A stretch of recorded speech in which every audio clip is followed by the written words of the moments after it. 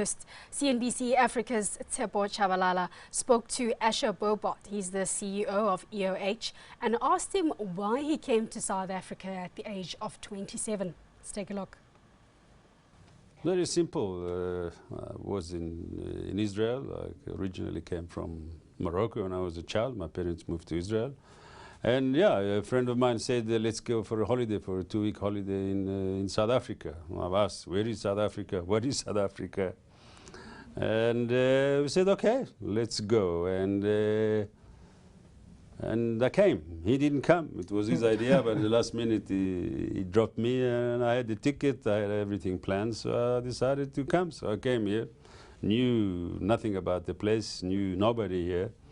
And yeah, that 2 weeks has turned into a bit longer than that. When you were here, after your 2-week holiday, what did you get into? What was, did you start studying? Did you start a business? Basically came here, and it's actually a funny story. And I behaved for the first week or so as a tourist, and I was in Johannesburg, and I took a bus to go downtown to some museum. And on the bus, there I see this girl that shared a flat with me in Israel. So obviously I didn't know she was here, otherwise I would have contacted her earlier. So we got off the bus, we went to her place. Apparently she got married, and her husband brought her here. And maybe 10 minutes later, a guy came, a friend of theirs came to visit, and we met, and he said that he just came back from Israel to recruit industrial engineers for AECI. And basically, I said, I'm an industrial engineer. And yeah, he took me for an interview, and I found work, and I said, I'm going to be here for a little while. Would they keep the job open for me? Which they have agreed. And I said, I'll work here for a while, travel, see the place, beautiful place. And yeah, that's it. Had I not gone on that bus, I would have gone on a different bus and a different life. How different was being in South Africa than being in Israel? Well, at the time it was the adventure of a new place. It's not better, it's not worse. It's just a different place. And it was exciting to travel, see the place. And I must admit, I did travel just about every weekend. And yeah, I got interested in the dynamics of the country, the politics of the country, what looked to me the weirdest place, but yet interesting in its dynamic. Did you ever get into politics while you were here, when you were young? I get into politics not in a sense of, but I'd like to if I live here, I'd like to be involved in what's happening around us. So, both in a personal capacity as well as representing an organization that operates in South Africa. We'd like to be involved, not the politics for the sake of politics, but in what's happening in the country, in the future of the country, in the policy that we adopt, in the direction that we take it, the value system we develop, and the makeup of society going into the future. It's no secrets. This is a country in the making.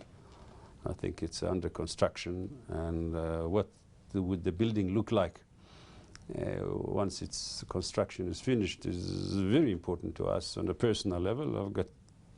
I've got children, I've got grandchildren here now, and we care a lot as a business, as in my personal capacity. How would the place look like? So we try and influence and push our views in any way that we can, any platform.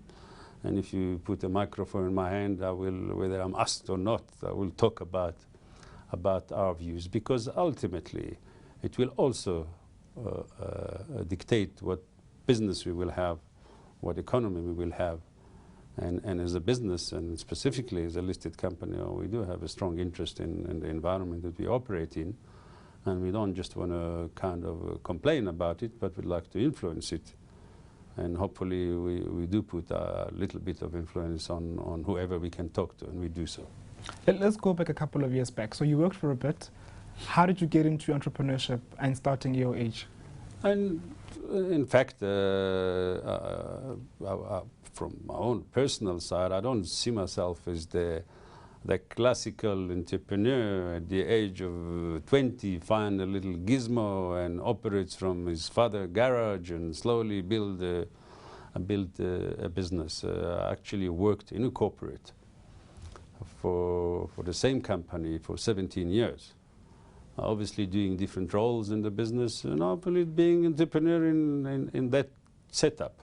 I don't believe that entrepreneurs reside only as a little startup guys from a garage. I think entrepreneurs that sitting in organizations inside a large organization with capacity to invest, capacity to influence, capacity to do things greater than individual, the impact that entrepreneur would make on life, on society, economical level, is much greater within the corporates. The notion that the corporate by definition is anti-entrepreneurship is wrong. It's the culture and it's the nature of the business that dictate it.